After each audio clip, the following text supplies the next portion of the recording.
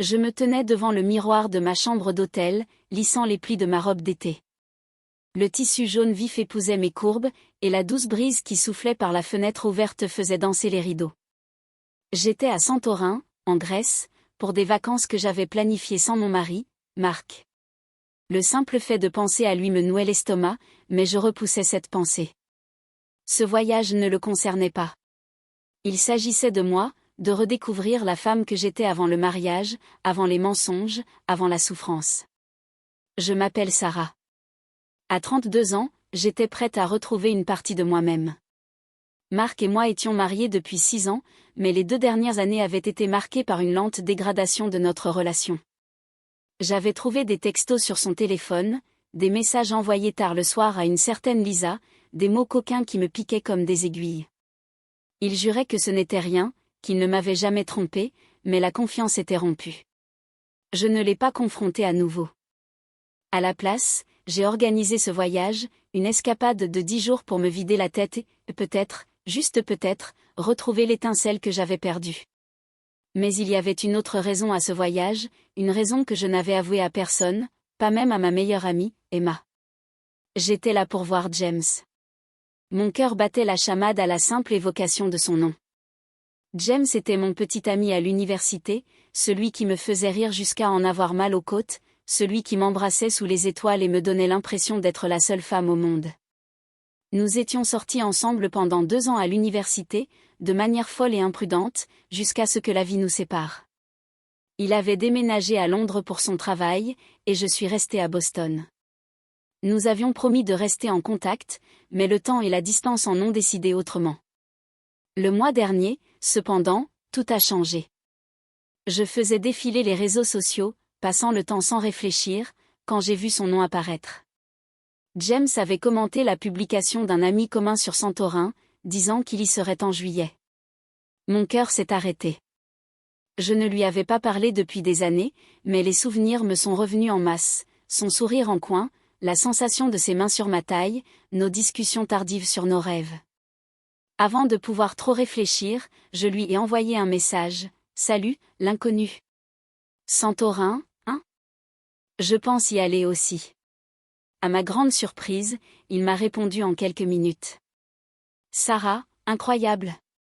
Oui, je serai là-bas pour une conférence professionnelle, mais je reste quelques jours de plus. Tu devrais venir.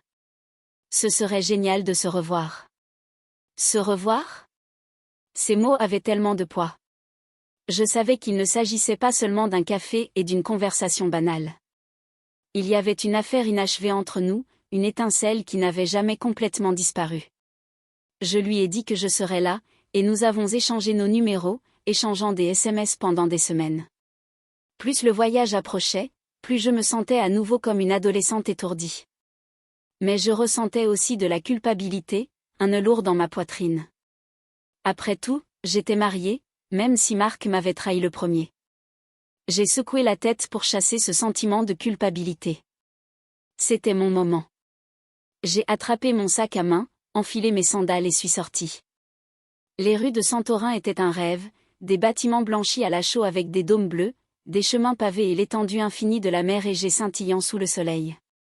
J'avais rendez-vous avec James dans un café surplombant la caldeira, un endroit qu'il avait choisi parce qu'il se souvenait à quel point j'aimais ce genre de vue. Quand je suis arrivée, il était déjà là, assis à une petite table avec un verre de café glacé. J'ai eu le souffle coupé. Il avait changé, mais il m'était familier. Ses cheveux bruns étaient plus courts, avec quelques mèches grises, et ses yeux verts avaient toujours cette lueur malicieuse. Il portait une chemise en lin, les manches retroussées, et quand il m'a vue, son visage s'est illuminé. « Sarah », dit-il en se levant pour m'embrasser. Ses bras étaient chauds et forts, et pendant un instant, j'ai tout oublié, Marc, les mensonges, les années qui avaient passé. Il n'y avait que nous, comme avant. « James », dis-je en m'écartant pour le regarder. « Tu n'as pas changé du tout. » Il rit, de ce rire grave et sonore qui m'avait tant manqué. « Menteuse, j'ai des rides maintenant. » Mais toi, il secoua la tête, ses yeux me scrutant, tu es encore plus belle que dans mes souvenirs. Je rougis en m'asseyant en face de lui. Nous commandâmes à boire une limonade pour moi, un autre café pour lui et commençâmes à discuter. C'était facile, comme enfiler un vieux jean. Nous nous remémorâmes nos années d'université, nos virées nocturnes pour manger des pizzas, la fois où nous nous étions fait surprendre en train de nous faufiler dans la piscine du campus après la fermeture. Mais au fil de la conversation, nous en vînmes à parler du présent.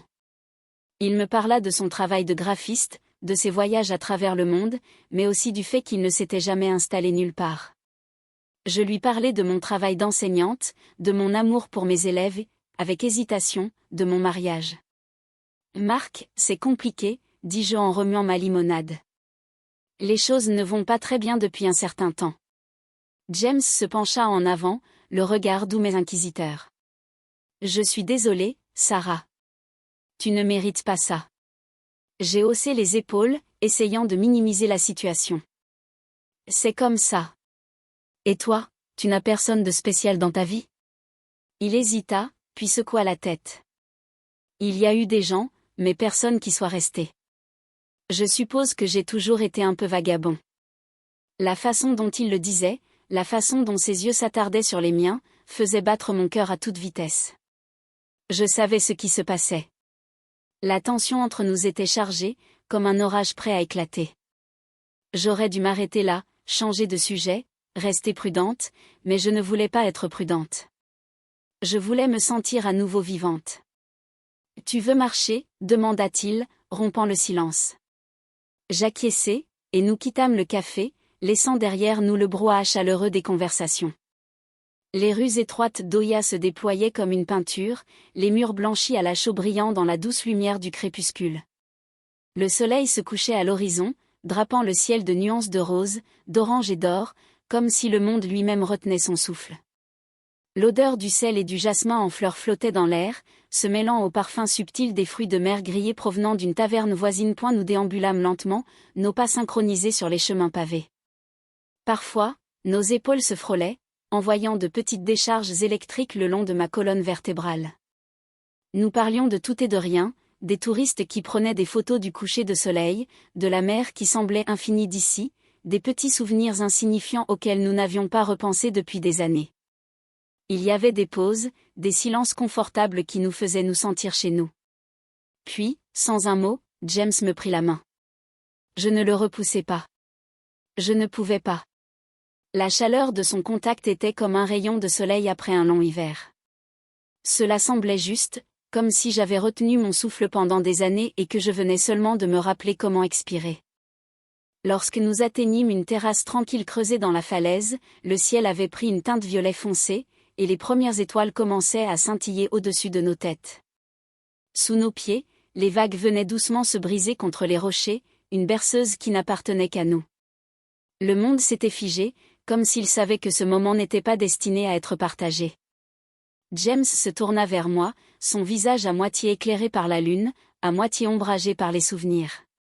Sa voix était basse, presque hésitante. « Sarah, j'ai pensé à toi tellement de fois au fil des ans, » dit-il. Je me suis toujours demandé ce qui se serait passé si nous ne nous étions pas séparés. Ces mots me touchèrent si profondément que j'en eus mal. Ma gorge se serra, mon cœur battit comme un oiseau en cage. Moi aussi, murmurai-je, à peine capable de faire confiance à ma voix. Pendant une seconde, nous nous sommes simplement regardés, laissant les non-dits flotter dans l'air, les occasions manquées, les années passées loin l'un de l'autre, la douleur des et si. Puis il fit un petit pas vers moi, la main légèrement tremblante, et écarta une mèche de cheveux de ma joue. « Est-ce que ça te va ?» murmura-t-il, ses yeux cherchant les miens. J'acquiesçai, le cœur battant, et avant que je puisse changer d'avis, ses lèvres se posèrent sur les miennes. Le baiser fut d'abord doux, un salut timide après des années de silence, mais il s'intensifia, m'entraînant comme une vague à laquelle je ne voulais pas résister. Je me fondis en lui, mes doigts agrippant sa chemise comme pour m'ancrer. Pour la première fois depuis ce qui m'avait semblé une éternité, la douleur dans ma poitrine s'est dissipée. Toute la souffrance, les trahisons, les nuits vides où je me sentais invisible, tout cela se dissout dans ses bras. Il me voyait, il me désirait, et à cet instant, j'étais à nouveau vivante. Nous ne parlâmes pas après le baiser. Nous n'en avions pas besoin. Le silence entre nous disait tout, que c'était plus que de la nostalgie, plus qu'une impulsion imprudente. C'était un fragment volé d'une vie qui aurait pu être, un bref retour à la version de nous-mêmes qui nous avait autrefois fait nous sentir invincibles. Quand il me proposa de retourner à son hôtel, j'eus le souffle coupé. Un petit hôtel de charme niché dans le village. J'hésitai juste un instant. Le visage de Marc me traversa l'esprit, ses mensonges, ses nuits tardives, son silence à table, la façon dont il avait cessé de me regarder comme si j'avais de l'importance. Je mérite cela, me dis-je. Je méritais de ressentir à nouveau quelque chose de réel. La chambre d'hôtel était modeste mais magnifique, avec ses murs blancs frais et son balcon qui s'ouvrait sur la mer infinie. Le clair de lune se répandait sur le sol, et le bruit des vagues remplissait l'espace comme une chanson secrète. Nous ne perdîmes pas de temps à parler. Les mots n'auraient fait que briser le charme. Nous nous jetâmes l'un sur l'autre, pressés et avides, comme deux personnes essayant de rattraper toutes les années perdues en une seule nuit. Ses mains, ses lèvres, sa chaleur réveillèrent en moi quelque chose que je croyais enfoui. Mon corps et mon cœur réagirent comme s'ils l'avaient attendu depuis toujours. Ce n'était pas seulement du désir, c'était une connexion, une reconnaissance. C'étaient deux âmes qui se frottaient contre un souvenir qu'elles n'avaient jamais complètement abandonné. Plus tard, nous étions allongés, enlacés dans les draps, le clair de lune se déversant à travers les portes du balcon et dessinant des rubans argentés sur notre peau nue. La pièce sentait légèrement le sel marin et son eau de Cologne, un parfum qui procurait à la fois réconfort et danger. Ma tête reposait sur sa poitrine, suivant le rythme régulier de sa respiration, et pendant un instant, le monde entier semblait s'être réduit au son de son cœur. Aucun de nous ne parlait. Les mots auraient brisé le charme. Cette chambre, cette nuit volée, ressemblait à une bulle suspendue hors du temps, où personne ne pouvait nous atteindre et où rien ne pouvait nous faire de mal. Je ne voulais pas que cela s'arrête. Cette nuit-là, je n'étais pas la femme de Marc. Je n'étais pas la femme qui recousait silencieusement les ruines d'un mariage qui s'était effondré bien avant que j'ose l'admettre. Je n'étais pas l'ombre de la personne que j'étais autrefois. J'étais simplement Sarah, une femme qui se sentait à nouveau vivante, souhaitée, désirée, libre. Je savais que la réalité m'attendait juste derrière la porte, prête à m'engloutir dès que j'aurais franchi le seuil. Mais pour l'instant, je n'étais pas prête à y faire face. Sarah, murmura James après ce qui me sembla être des heures, sa voix résonnant doucement à mon oreille. Que va-t-il se passer maintenant? La question rompit le silence, et je me figeai. Je fixai le plafond, suivant du regard la douce lueur de la lune, comme si elle détenait la réponse. Mes doigts dessinèrent distraitement des cercles sur son torse, sentant la chaleur de sa peau sous mes doigts. Je ne sais pas, dis-je finalement, les mots tremblants de vérité. Je suis mariée, James, mais je ne sais pas si je peux retourner à cette vie après ça. Il se tourna vers moi, ses yeux remplis d'inquiétude et de désir. L'aimes-tu? J'hésitai. La question était simple, mais la réponse ne l'était pas. Je fermai les yeux et laissai les souvenirs défiler, le rire de Marc il y a des années, la façon dont il me tenait la main en public, les nuits tardives où il rentrait à la maison en sentant le parfum d'une autre, la douleur creuse de m'allonger à côté de lui et de me sentir complètement seule. Peut-être que je l'ai aimé autrefois, dis-je lentement, les mots ayant un goût à la fois amer et doux. Mais maintenant, je ne sais plus. Il m'a fait du mal, James, encore et encore. Et je sais que ce que nous faisons n'est pas bien, mais ça me semble juste. C'est comme si je respirais à nouveau. Est-ce que ça a du sens? James écarta une mèche de cheveux de mon visage, ses doigts s'attardant sur ma joue. Oui, murmura-t-il. Mais je ne veux pas être celui qui ruine ta vie, Sarah. Je tiens trop à toi pour ça. Ces mots me frappèrent comme une vague. La culpabilité, le soulagement et le désir s'entremêlaient dans ma poitrine. Je ne voulais pas penser aux conséquences, pas encore. Je voulais juste que ce moment dure un peu plus longtemps, continuer à faire comme si le monde extérieur n'existait pas, ne parlons pas de ça maintenant, murmurai-je en me penchant vers lui jusqu'à ce que mes lèvres effleurent sa mâchoire. Restons simplement ici. Ses lèvres esquissèrent un sourire doux et complice avant qu'il n'embrasse mon front. D'accord, dit-il. Et dans ce mot résidait toute la promesse d'une nuit préservée de la réalité. Les 2 jours suivants se déroulèrent comme un rêve dont je ne voulais jamais me réveiller. Nous sommes devenus des touristes à Santorin, main dans la main, comme si le temps s'était arrêté et qu'aucune règle n'existait. Nous avons mangé des fruits de mer frais au bord de l'eau, la brise apportant le parfum de l'océan et du citron. Il me donna à manger des morceaux de poulpe grillé tandis que je riais, tapant gentiment sa main. Nous flânâmes dans les marchés, nous arrêtant pour admirer des bijoux faits main et des céramiques colorées. Il m'acheta un bracelet délicat avec un petit charme bleu. Pour que tu te souviennes toujours de ça, m'a-t-il dit avec un sourire. Nous prîmes des selfies à chaque coin de l'île, sur des escaliers sinueux blanchis à la chaux, sous des bougainvilliers en fleurs, avec le soleil se couchant dans la mer égée derrière nous, comme dans un tableau. J'ai plus ri pendant ces 2 jours que pendant les 5 dernières années réunies. James avait le don de rendre le monde plus lumineux, comme si j'avais vécu en noir et blanc et qu'il m'avait soudainement rendu toutes les couleurs que j'avais oubliées. Avec lui, tout était plus léger, mes pas, mon cœur, même l'air que je respirais. Pendant ces 2 jours volés, j'étais à nouveau Sarah, pas une épouse, pas le fantôme de moi-même, juste une femme amoureuse de la façon dont la vie pouvait être. Mais la culpabilité était toujours là, tapie en arrière-plan. Chaque fois que mon téléphone vibrait pour m'annoncer un SMS de Marc, mon estomac se nouait. Il pensait que j'étais partie seule en voyage pour me retrouver, et je l'avais laissé croire cela. Je ne lui avais pas parlé de James, et je n'avais pas l'intention de le faire. Mais le poids de mon secret devenait plus lourd à chaque instant que je passais avec James. Le 3e jour, nous étions assis sur une falaise, regardant les vagues se briser en contrebas. James me prit la main, son pouce effleurant mon alliance. « Tu la portes toujours » dit-il doucement. J'ai baissé les yeux vers la simple bague en or. Oui, je ne sais pas pourquoi. L'habitude, peut-être. Il n'insista pas, mais je pouvais voir la question dans ses yeux. Que devais-je faire? Je n'avais pas de réponse. Une partie de moi voulait s'enfuir avec James, recommencer à zéro ailleurs. Mais une autre partie de moi avait peur de quitter Marc, de détruire ma vie, de blesser les personnes qui m'étaient chères. Je ne veux pas te perdre à nouveau, dit James, d'une voix à peine plus forte qu'un murmure. Je lui serrai la main. Moi non plus, je ne veux pas te perdre. Mais j'ai besoin de mettre les choses au clair. Je dois être honnête avec moi-même et avec Marc. Il hocha la tête, mais je pouvais voir la douleur dans ses yeux. J'attendrai, Sarah, aussi longtemps qu'il le faudra. Cette nuit-là, nous fîmes l'amour à nouveau, mais c'était différent, plus lent, plus tendre, comme si nous nous disions au revoir. Je ne voulais pas que ce soit un adieu, mais au fond de moi, je savais que cela pourrait l'être. Je ne pouvais pas continuer à vivre dans ce fantasme, même si je le souhaitais de tout mon cœur. Le lendemain matin, je me réveillai tôt et regardai James dormir. Son visage était paisible, et je voulais mémoriser chaque détail, la courbe de sa mâchoire, la façon dont ses cils s'évasaient, le rythme doux de sa respiration.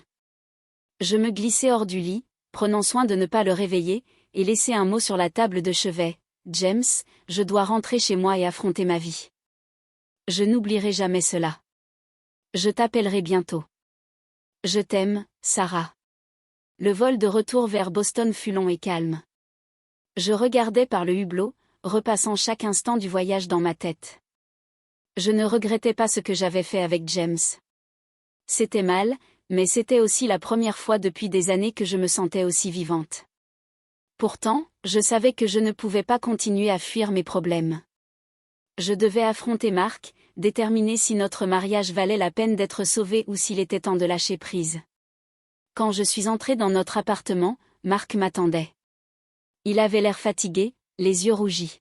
« Sarah, » dit-il en se levant, « il faut qu'on parle. » J'acquiesçai en posant mon sac. « Oui, en effet. » Il prit une profonde inspiration et se passa la main dans les cheveux. « Je sais que j'ai tout gâché. Je sais pour les messages avec Lisa.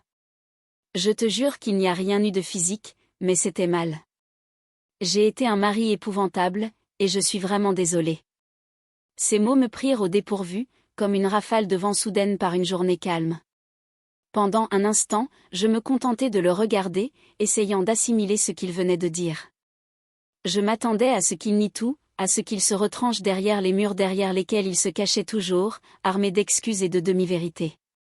C'était tout Marc, détourner l'attention, faire diversion, faire semblant. Mais cette fois-ci, c'était différent.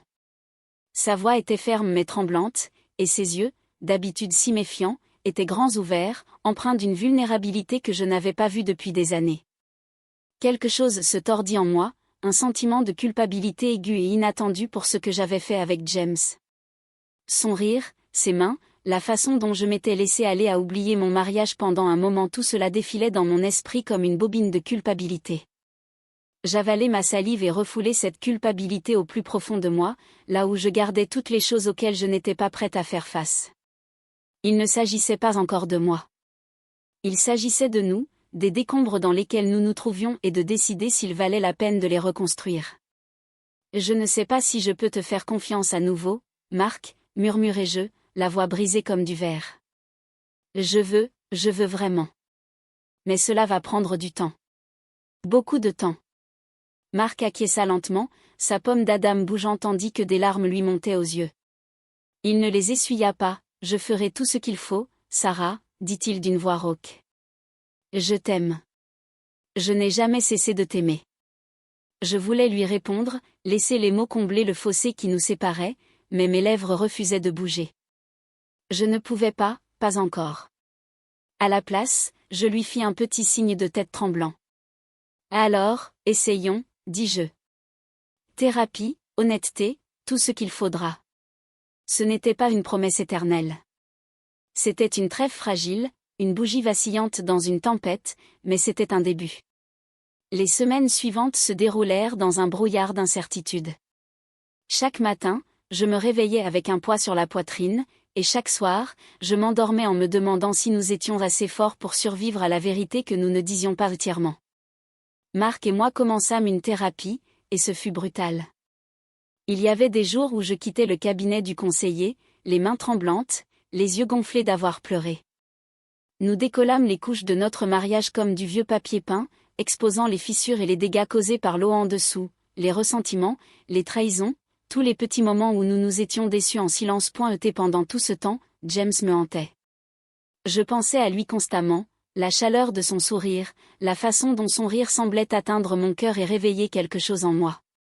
Il y avait des nuits où je prenais mon téléphone, mon pouce suspendu au-dessus de son nom, désespéré d'entendre sa voix. Mais je n'ai jamais appuyé sur appeler. Je ne pouvais pas alors que j'essayais de comprendre qui j'étais sans lui, sans le chaos, sans les mensonges. Un soir, après une séance particulièrement difficile où Marc m'avait avoué qu'il avait un jour songé à me quitter, je m'assis seule sur notre balcon. L'air était vif, les étoiles parsemaient le ciel comme des éclats de verre brisés. J'avais enroulé mes bras autour de mes genoux et laissé la nuit m'envelopper tandis que mes pensées vagabondaient. Je me souvins de Santorin, du soleil se fondant dans la mer Égée, de James à mes côtés, sa main chaude sur ma cuisse. Je me souvins de la façon dont il me faisait me sentir vivante, comme si j'étais plus qu'une épouse, plus que la propriété de quelqu'un, plus qu'un cœur blessé boitant à travers la vie.